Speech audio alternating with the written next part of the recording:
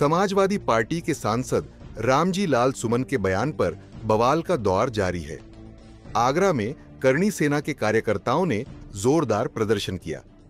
करणी सेना ने चेतावनी दी है कि अगर सपा सांसद के खिलाफ कार्रवाई नहीं की गई तो उनके आवास की ओर मार्च किया जाएगा। करणी सेना विरोध प्रदर्शन कर रही है। आगरा में बड़ा जमघट लगा है और मांग यही है कि रामजी लाल सुमन समाजवादी पार्टी के सांसद माफी मांगे। शेर सिंह राणा है करणी सेना के हमारे साथ।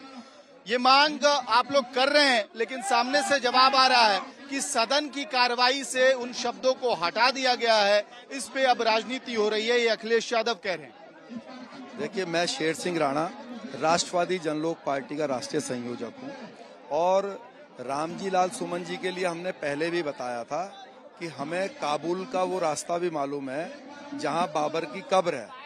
तो अगर वो बाबर को अपना आइडल मानते हैं तो समाज जो है उनको वहां तक छोड़ के आने के लिए भी तैयार है। वहां उनके लिए मकान बनवा देगा काबुल में, वहीं रहें हमेशा।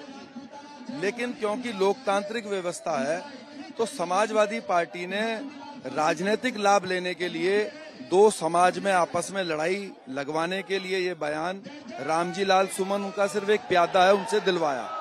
तो हम लोग जो है इस तरह का भविष्य में ऐसा ना हो, क्योंकि इससे पहले भी रूपाला जी ने गलत शब्द बोले थे, आज इसने बोल दिए हैं, तो कल को ऐसा कोई ना बोले, इसका इंतजाम जो है हम लोग करेंगे। इस मामले को लेकर समाजवादी पार्टी के प्रमुख अखिलेश यादव ने बीजेपी पर निशाना साधा है।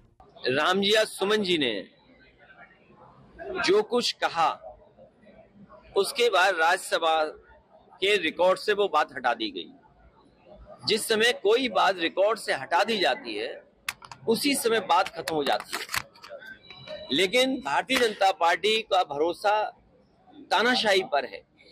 हिटलर ने कभी ट्रूपर्स बनाए थे, अपने पॉलिटिकल वर्कर्स को पुलिस की वर्दी पहना करके वो जो चाहता था वो हिटलर करवाता था। ये जो सेनाएं दिखाई दे रही हैं, ये मुख्यमंत्री जी के इशारे पर सेनाएं हैं और ये जो कुछ हो रहा है ये सब कुछ सरकार के इशारे पर हो रहा है और संविधान ही हमारी ढाल है। जहां तक इतिहास की बात है, मैंने कई मौकों पर कहा और फिर कहता हूं मैं आपसे कि इतिहास को इतिहास ही रहने देना चाहिए।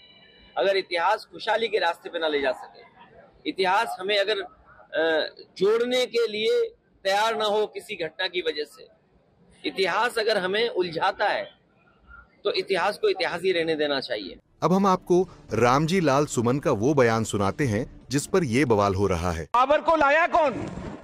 बाबर को इब्राहिम लोदी को हराने के लिए राणा सांगा लाया था। तो मुसलमान तो बाबर की औलाद हैं और तुम गद्दार राणा सांगा की औलाद हो, ये हिंदुस्तान में तय हो जाना चाहिए। अगर बाबर की तो आलोचना करते हैं, राणा सांगा की आलोचना नहीं करते। सभापति महोदय, बाबर को लाया कौन? बाबर को इब्राहिम लोदी को हराने के लिए राणा सांगा लाया था।